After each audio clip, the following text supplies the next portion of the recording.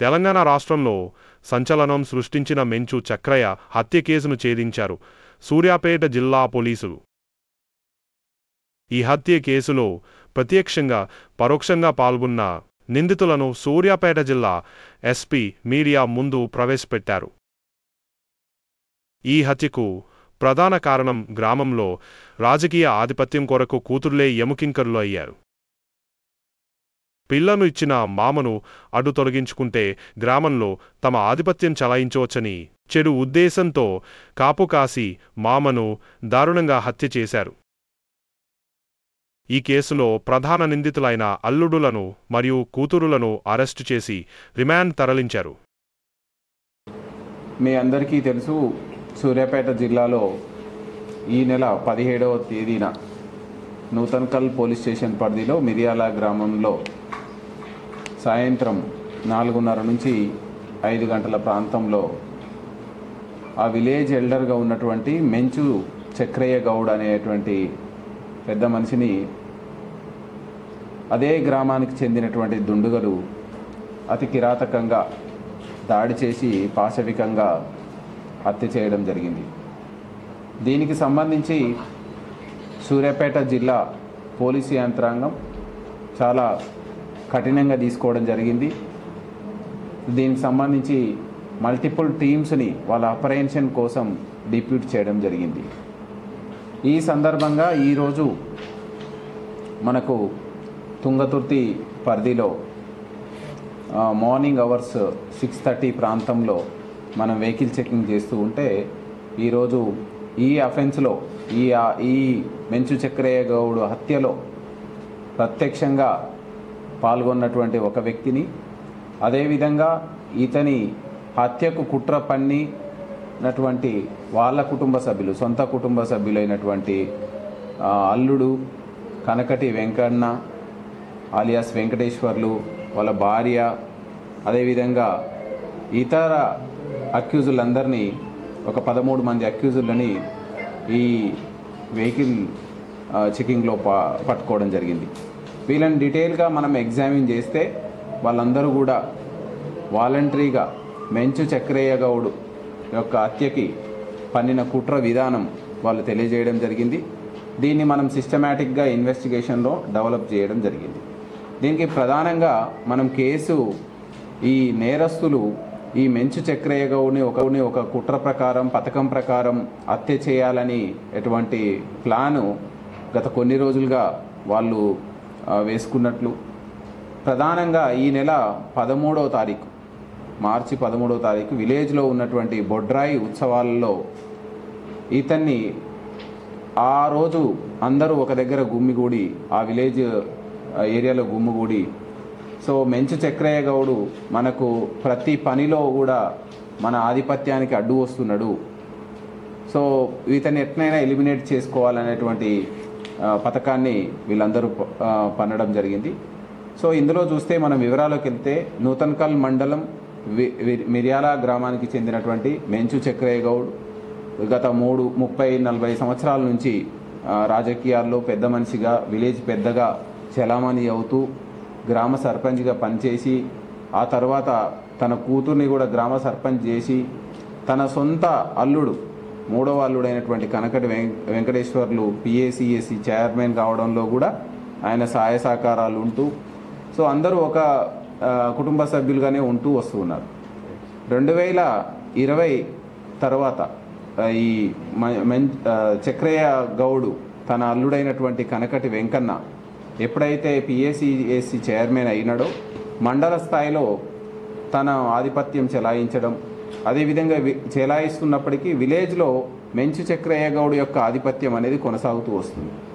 So ఈ మెంచు చక్రయ్య గౌడ్ యొక్క ఆధిపత్యము సహించలేనటువంటి సొంత అల్లుడు, కూతురు వీళ్ళందరూ అతనికి వ్యతిరేకంగా ఒక వర్గంగా ఏర్పడి కొంతమందిని ఏర్పాటు చేసుకొని ఒక గ్రూపుగా ఆధిపత్యం కోసం ఈ విధమైనటువంటి ఒక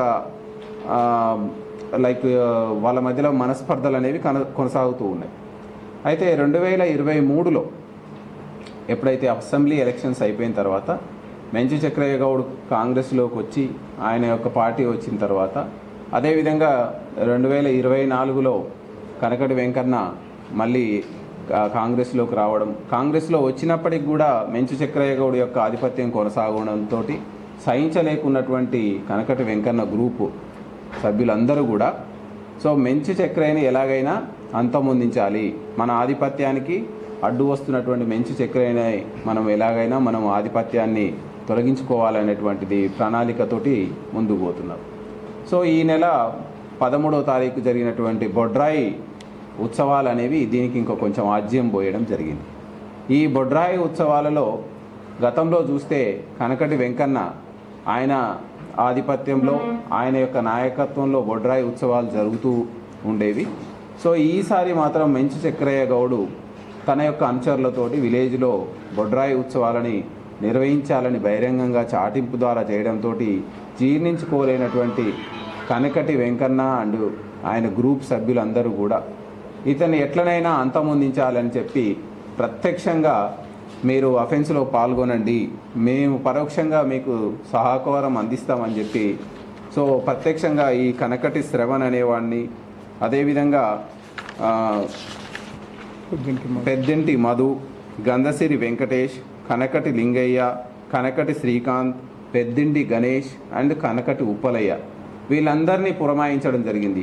ప్రతిరోజు చక్రయ్య గౌడు మధ్యాహ్నం టైంలో 3-4 గంటల ప్రాంతంలో ఆయన వ్యవసాయ పొలానికి పోయి మళ్ళీ తిరిగి వచ్చే క్రమంలో వాళ్ళకు అనుకూలంగా ఉన్నటువంటి ప్లేస్ని వెతుక్కొని ఆ ప్లేస్లో వెదురు బొంగులతోటి, కర్రలతోటి, ఇంకా మారణ ఆయుధాలతోటి సో విచక్షణారహితంగా దాడి చేసి ఆ బుషెస్లో పడివేయడం జరిగింది. ఇదంతా కూడా అవుట్ సైడ్ ఉండి ఈ ప్రణాళికలో గమనిస్తున్నటువంటి కనకటి వెంకటేశ్వర్లు ఎప్పటికప్పుడు మానిటర్ చేసుకుంటూ ఎప్పుడైతే అతన్ని అంతమొందించినారనే సమాచారం తెలిసి అందరూ కూడా అక్కడి నుంచి ఎక్కడి వాళ్ళు అక్కడ వివిధ ప్రాంతాలకు ఎస్కేప్ కావడం జరిగింది. అందులో ఈ ప్రధానమైనటువంటి ఈరోజు అరెస్ట్ చేస్తున్నటువంటి ముద్దాయిల్లో కనకటి వెంకన్న అలియాస్ వెంకటేశ్వర్లు, కనకటి ఉప్పలయ్య ఇతను ప్రత్యక్షంగా నేరంలో పాల్గొనడం జరిగింది. దిండిగల నగేష్, జక్కి పరమేష్, మన్యం రమేష్, కనకటి వెంకన్న, కనకటి సునీత ఈ మృతురాలు సొంత కుమార్తె, ఈమె 3వ కుమార్తెగా ఉన్నారు. కనకటి శ్రావ్య, కనకటి స్వరూప మృతుడి యొక్క సొంత బిడ్డ, ప్రథమ కుమార్తె. కనకటి కళ్యాణి ఈమె మృతుడి యొక్క సొంత కుమార్తె, ఈమె 3వ కుమార్తె. అదేవిధంగా కనకటి వర్దెల్లి అనూష, జక్కి స్వప్న, బారి సతీష్ వీళ్ళని 13 మందిని మనం ఈరోజు వెహికల్ చెకింగ్లో అదుపులోకి తీసుకొని వీళ్ళ నుండి అఫెన్స్కి యూజ్ చేసినటువంటి పారిపోవడానికైనైతుంది ఈ అఫెన్స్ కుట్రలో భాగస్వామ్యంగా ఉన్నటువంటి 2 కార్లను, ఒకటి ఇన్నోవా క్రిస్టా, ఒకటి స్విఫ్ట్ కార్లని స్వాధీనం చేసుకోవడం జరిగింది. ఈ అఫెన్స్కి యూజ్ చేసిన ఒక కర్రను కూడా మనం స్వాధీనం చేసుకోవడం జరిగింది.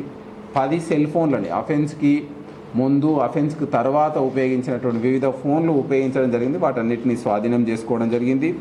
ఫోన్ నెంబర్లు రాయబడ్డ ఒక కాగితం, ఎందుకంటే వీళ్ళు ఫోన్లు వాడకుండా ప్రధానంగా మనం గమనిస్తే ఏమవుతుందంటే వీళ్ళందరూ నేరస్తులు టెక్నాలజీని మనం ఉపయోగిస్తే పోలీసులకు ఏ విధంగానైనా దొరికిపోతాం, మొబైల్ ఫోన్స్ని యూజ్ చేస్తే దొరికిపోతాం అనే ఉద్దేశంతో ఉన్న ఫోన్లన్నింటినీ స్విచ్ ఆఫ్ చేసి ఎక్కడుంటే అక్కడ పడేసి కొత్త ఫోన్లు తీసుకొని ఆ కొత్త ఫోన్ నెంబర్లను కూడా కొన్నిట్లలో వాళ్ళకి తెలిసిన నెంబర్లని, ఇంపార్టెంట్ నెంబర్లను ఒక స్లిప్ మీద రాసుకోవడం జరిగింది. దాన్ని కూడా మనం ఈరోజు స్వాధీనం చేసుకోవడం జరిగింది.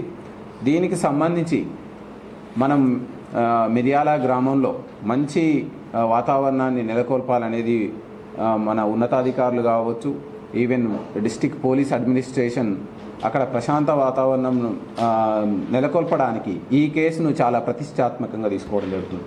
ఈ కుట్రలో ప్రత్యక్షంగా పాల్గొన్న వాళ్ళని, పరోక్షంగా పాల్గొన్న వాళ్ళని ఏ ఒక్కరిని వదిలిపెట్టకుండా ప్రతి ఒక్కరిని ఇందులో ఇన్వాల్వ్ చేస్తూ ఈ కుట్రకు సంబంధించి వాళ్ళ మీద ఆధారాలు సేకరిస్తూ దర్యాప్తును చాలా పారదర్శకంగా మంచి వీళ్ళకు కఠినమైన శిక్షలు వచ్చే విధంగా మీరందరూ చూస్తుంటారు.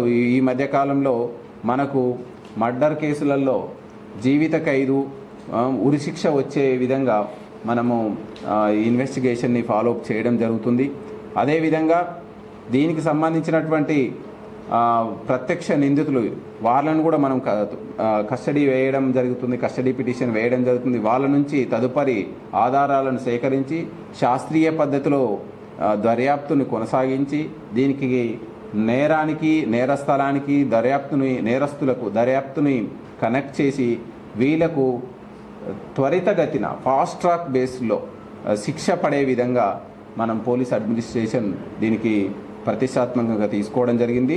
దీనికి మనం అనుక్షణం దీన్ని ఒక చాలా సీరియస్గా తీసుకొని ఈ కేసులో అతి తక్కువ కాలంలో శిక్ష వచ్చే విధంగా మనం కృషి చేయడం జరుగుతుంది.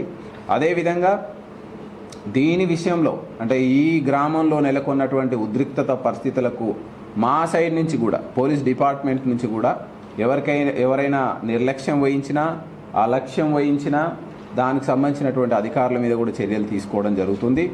ఈ యొక్క అప్రహెన్షన్లో ఈ యొక్క నేరస్తులను పట్టుకోవడంలో మంచి చాకచక్యం కనబరిచినటువంటి సిబ్బందికి కూడా రివార్డులు ఇవ్వడం జరుగుతుంది.